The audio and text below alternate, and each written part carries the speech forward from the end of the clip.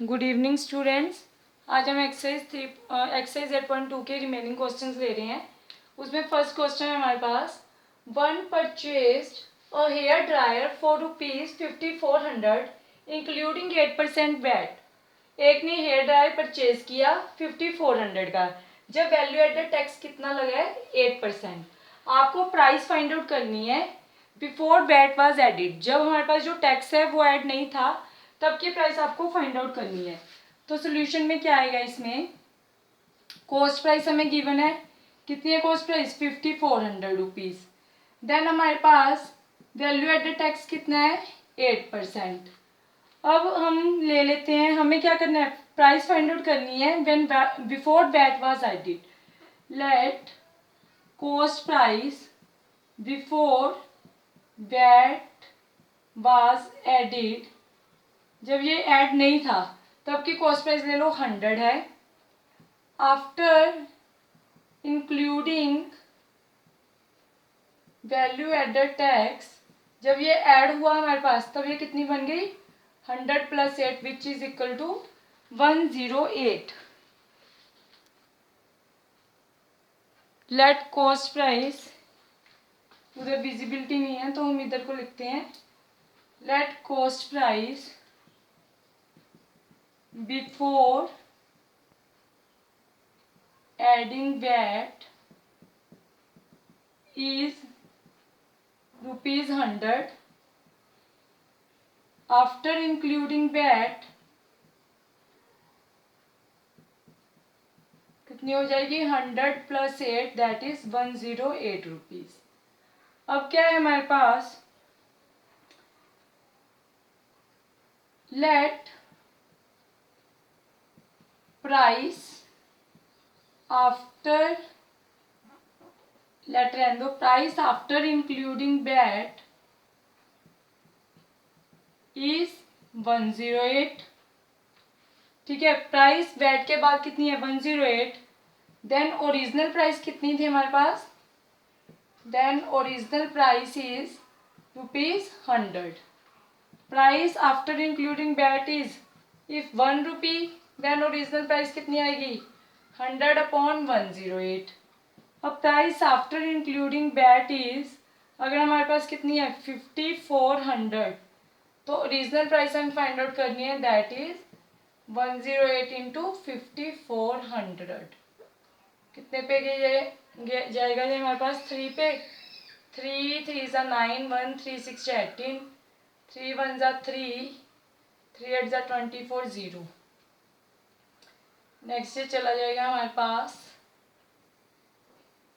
18 1 सा 18, 18 2 सा 36, 2 5 सा 10, it comes out to be 5000 rupees.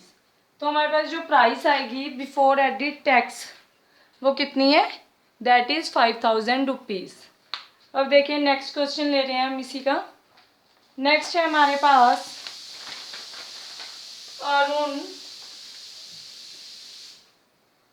Arun bought a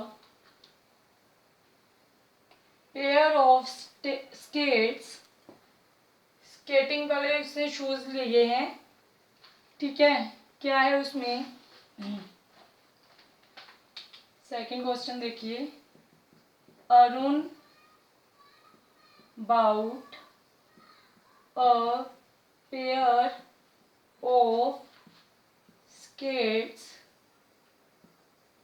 at a sale where discount given was 20%. If amount he pays is ₹1600, find marked price।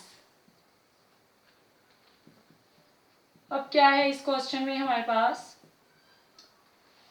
Arun ने क्या किया, उसने skates purchase किए हैं किसी सेल में से जब 20% डिस्काउंट था, और जो उसने अमाउंट उसको पे की शॉपकीपर को वो कितनी है, दैट इज 1600। हमें मार्क्ड प्राइस कि उसके ऊपर कितना रेट मेंशन किया हुआ है वो फाइंड आउट करना है। अब आप ले लो rate of discount, selling price कितनी है जो उसने पे की है, that is 1600। Rate of discount कितना गिवन है हमें, रेट ऑफ डिस्काउंट है हमारे पास दैट इज 20%। ठीक है, लेट हमें मार्क्ड प्राइस निकालनी है तो लेट कर लेते हैं, let marked price be ₹100। Then तब सेलिंग प्राइस कितनी हो जाएगी, 100 माइनस 20 जो डिस्काउंट मिला उसको, दैट इज ₹80। अब if selling price be ₹80, then उस टाइम मार्क्ड प्राइस कितनी है हमारे पास, then marked price is equal to ₹100।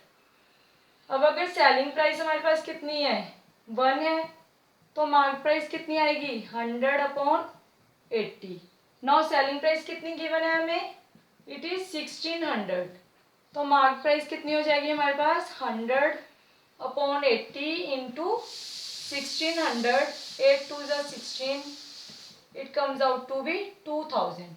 Means जो उस पर लेवल लगा हुआ था वो कितना है, that is 2000 rupees, but actual में उसने पे कितने किए हैं 1600।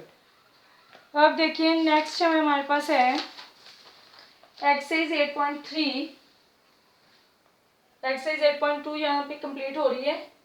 एक्सरसाइज 8.3 में क्या है, इसमें आपको प्रिंसिपल गिवन होगा, रेट ऑफ इंटरेस्ट गिवन होगा, टाइम गिवन होगा, और आपको क्या फाइंड आउट करना होगा, we have to find the amount. और अमाउंट फाइंड आउट करने के लिए आपको फॉर्मूला लर्न रखना है, एक्सरसाइज 8.3। अब इसमें देखिए क्या है, आपके पास प्रिंसिपल गिवन होगा, ठीक है, लाइक डेट गिवन है, मान लो आपके पास टाइम है जो it is also given, and आपको बोला है फाइंड अमाउंट। अमाउंट आपको फाइंड आउट करनी है, या फिर हमारे पास होगा कंपाउंड इंटरेस्ट हमें फाइंड आउट करना है। तो इनका रिलेशन क्या है, अमाउंट इज इक्वल टू होगा हमारे पास जो बेसिक फार्मूला है इसका, it is equal to P into 1 + r/100 raise to power t। P is the principal, 1 + r क्या है रेट ऑफ इंटरेस्ट, जी क्या है हमारे पास टाइम। और जो कंपाउंड इंटरेस्ट होता है आपके पास वो होता है जो आपकी अमाउंट आएगी माइनस में जो प्रिंसिपल है। जैसे हम बैंक में रुपीज क्या है डिपॉजिट करवाते हैं तो हमें कुछ ना कुछ इंटरेस्ट लग के मिल रहा है, ठीक है। और जो कंपाउंडिंग इंटरेस्ट होता है वो किसके इक्वल होता है, अमाउंट माइनस प्रिंसिपल। लाइक हम इसका फर्स्ट क्वेश्चन ले रहे हैं, फर्स्ट में आपको सिंपल से शुरू कर रहे हैं। पहले फर्स्ट क्वेश्चन है आपका, कैलकुलेट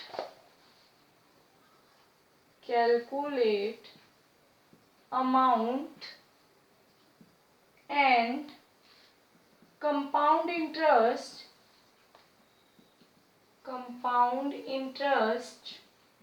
on, ए पार्ट में सॉल्व करवा रही हूँ, बी सी डी तीनों पार्ट्स आपको ट्राई करने हैं। अगर कंफ्यूजन होता है then ask from me. ₹10,800 for 3 years at 12 1/2% per annum compounded annually आपको क्या मिल रहा है, अमाउंट मिल रहा है जो भी मिल रहा है, ठीक है। तो सोल्यूशन में क्या होगा, इसमें देखिए हमें प्रिंसिपल गिवन है, principal is equal to 10,800 rupees, time कितना गिवन है आपके पास 3 इयर्स, रेट ऑफ इंटरेस्ट कितना है हमारे पास 25/2%। कैलकुलेट अमाउंट का फार्मूला मैंने पहले बताया था, P1 + r/100 raise to power t। Principal कितना है 10,800, 1 + रेट ऑफ इंटरेस्ट कितना है 25/2 इंटू 100, टाइम कितना है हमारे पास 3 years. 10 800, 25 4 is 100, 1 plus 1 upon 8 raised to power 3, 10 800, 8 plus 1 9 upon 8 raised to power 3. इसको कैलकुलेट करोगे 10 800 into 9 upon 8 into 9 upon 8 into 9 upon 8. 8 1 is 8, 28, 8 3 is 24, 40, 8 5 is 40, 0. इसको आप कैलकुलेट करेंगे 9 9 is 81, 81 9 is 729, 729 से मल्टीप्लाई होगा 9 5 is 45, 9 3 is 27, 20 29 30 31, 9 1 is 9 plus 3 12, 5 2 is 10, 1 3 2 is 6 1 7, 2 1 is 2, 7 5 is 35, 3 7 3 is 21, 21 24, 2 7 1 is 7 8 9, 5 1 7 plus 5 12, 14, 4 6 7 8. It comes out to be 984150. 8 8 is 64. इसको आप calculate करोगे divide करके, it comes out to be 15377.34 rupees. This comes out to be amount. Amount अगर इतनी है, next हमें क्या find out करना है? Compounded interest. कंपाउंड इंटरेस्ट का फार्मूला क्या था हमारे पास? Amount minus principal. अमाउंट कितनी है? 15377.34 माइनस प्रिंसिपल कितना गिवन है? 10,800, विच इज इक्वल टू क्या आ जाएगा हमारे पास? 0.3477. यहाँ पे आएगा 8 + 5 4 1. तो कंपाउंड इंटरेस्ट आ जाएगा आपके पास दिस रुपीज. सॉरी, 1 में से 1 गया 0. This is your compound interest. Similarly, you can solve B and C part and D part. Thank you.